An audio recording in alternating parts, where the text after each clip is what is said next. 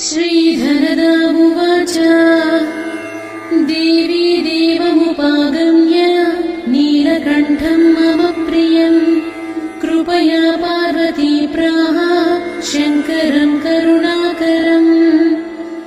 श्रीदेव्युवाच ब्रूहि वल्लभसाधूनां दरिद्राणां कुटुम्बिनां दरिद्रदलनोपायम् अञ्जसैव धनप्रदम्।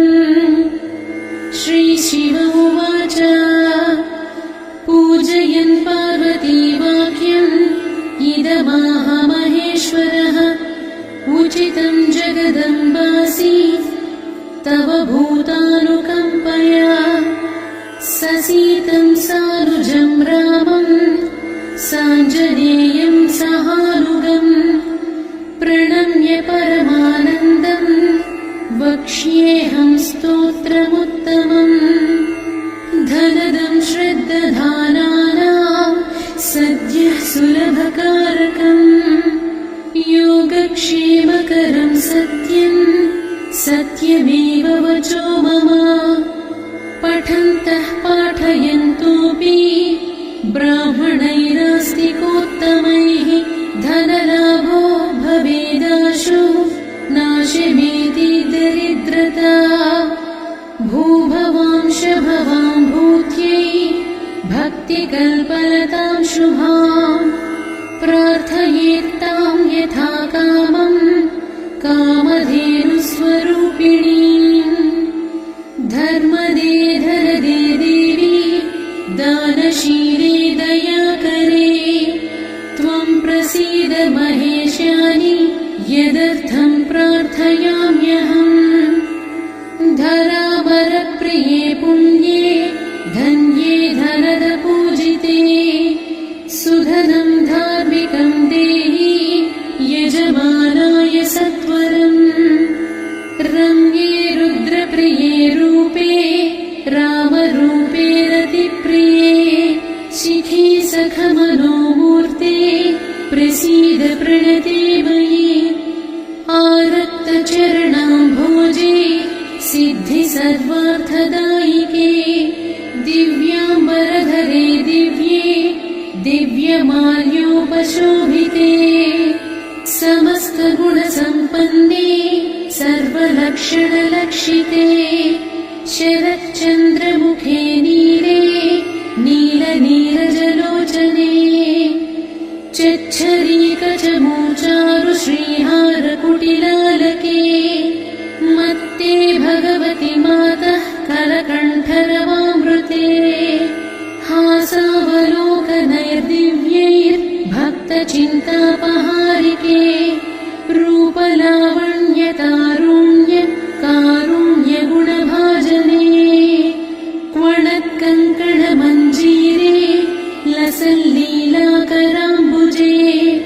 रुद्रप्रकाशिते तत्त्वे धर्माधारे धरालये प्रयच्छ यजमानाय धनं धर्मैकसाधनम् मातस्त्वं मे विलम्बेन दिशस्व जगदम्बिके कृपया करुणागारे प्रार्थितं कुरु मे शुभे वसुधे वसुधारूपे वसुवासववन्दिते धनदे यजमानाय वरदे वरदा भव ब्रह्मण्यैर्ब्राह्मण्यैः पूज्ये पार्वती शिवशङ्करे स्तोत्रं दरिद्रताव्याधिशमनं सुधनप्रदम् श्रीकरे शङ्करे श्रीदे प्रसीद मयि किङ्करे पार्वतीश प्रसादेन सुरेश किङ्करेरितम् श्रद्धया ये पठिष्यन्ति पाठयिष्यन्ति भक्तितः सहस्रमयुतं लक्षं धनलाभो भवेद्ध्रुवम् धनदाय नमस्तुभ्यं निधिपद्माधिपाय च भवन्तु त्वत्प्रसादान्मे धनधान्यादिसम्पदः। श्रीधरदामुवाच देवी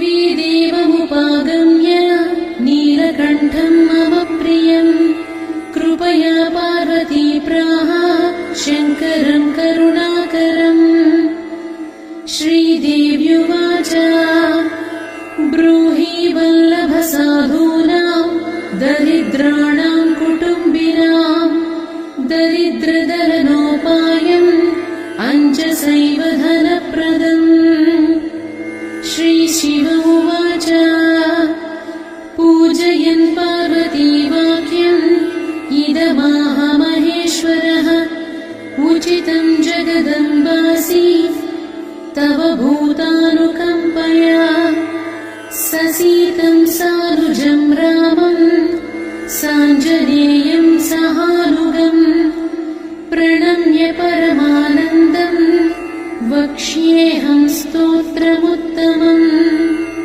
धनदं श्रद्दधानानां सद्यः सुलभकारकम् योगक्षेमकरं सत्यं सत्यमेव वचो मम। पठन्तः पाठयन्तोऽपि ब्राह्मणैरास्तिकोत्तमैः धनलाभो भवेदाशु नाशमेति दरिद्रता।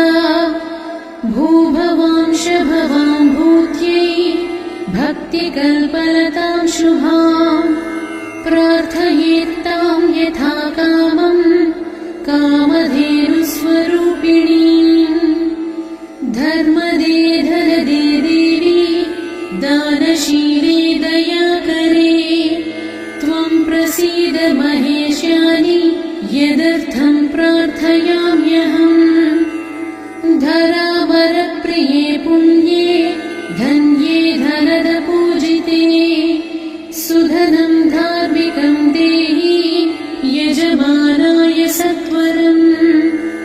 रम्ये रुद्रप्रिये रूपे रामरूपे रतिप्रिये शिखी सखमनोमूर्ते प्रसीद प्रणते मयि। आरक्तचरणां भोजे सिद्धि सर्वार्थदायिके दिव्याम्बरधरे दिव्ये दिव्यमाल्योपशोभिते समस्तगुणसम्पन्ने सर्वलक्षणलक्षिते शरच्चन्द्रमुखे नीले नीलनीरजलोचने चच्छरीकचमूचारु श्रीहारकुटिलालके मत्ते भगवति मातः करकण्ठरवामृते हासावलोकनैर्दिव्यैर्भक्तचिन्तापहारिके रूपलावण्यतारुण्य कारुण्यगुणभाजने क्वणत्कङ्कणमञ्जीरे लसल्लीलाकराम्बुजे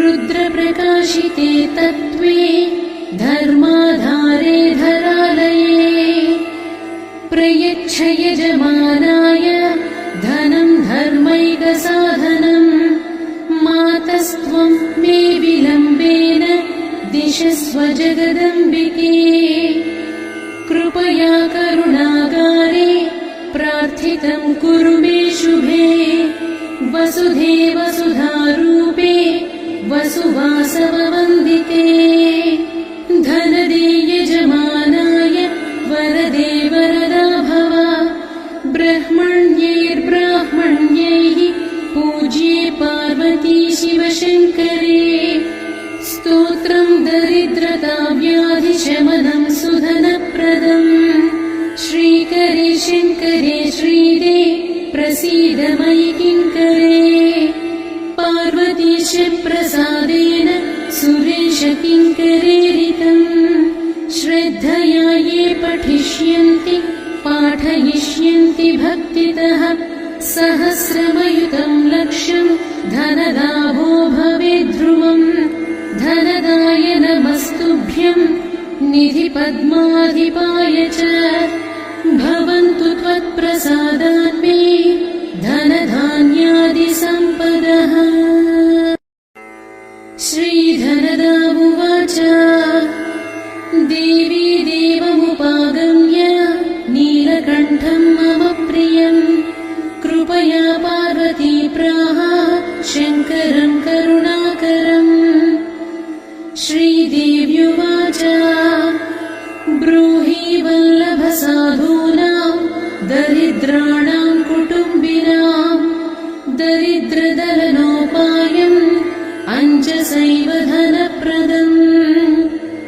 श्रीशिव उवाच पूजयन् पार्वतीवाक्यम् इदमाह महेश्वरः उचितं जगदम्बासि तव भूतानुकम्पया ससीतं सानुजं रामं साञ्जनेयं सहानुगम् प्रणम्य परमानन्दम् वक्ष्येऽहं स्तोत्रमुत्तमम्।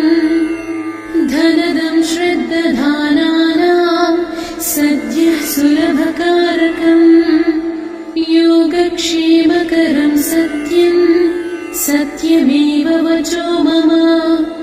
पठन्तः पाठयन्तोऽपि ब्राह्मणैरास्तिकोत्तमैः धनलाभो भवेदाशु नाशमेति दरिद्रता। भूभवांश भवां भूत्यै भक्तिकल्पलतां शुभां प्रार्थयेत्तां यथा कामं कामधेनुस्वरूपिणीम्। धर्मदे धनदे देवी दानशीले दयाकरे त्वं प्रसीद महेशानि यदर्थं प्रार्थयाम्यहम्। धरामरप्रिये पुण्ये धन्ये धनदपूजिते सुधनं धार्मिकं देहि यजमानाय सत्वरम्।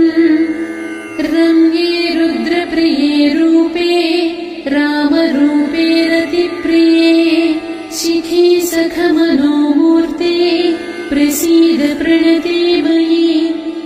आरक्तचरणाम्भोजे सिद्धि सर्वार्थदायिके दिव्याम्बरधरे दिव्ये दिव्यमाल्योपशोभिते समस्तगुणसम्पन्ने सर्वलक्षणलक्षिते शरच्चन्द्रमुखे नीले नीलनीरजलोचने चच्छरीकचमूचारु श्रीहारकुटिलालके मत्ते भगवति मातः कलकण्ठरवामृते।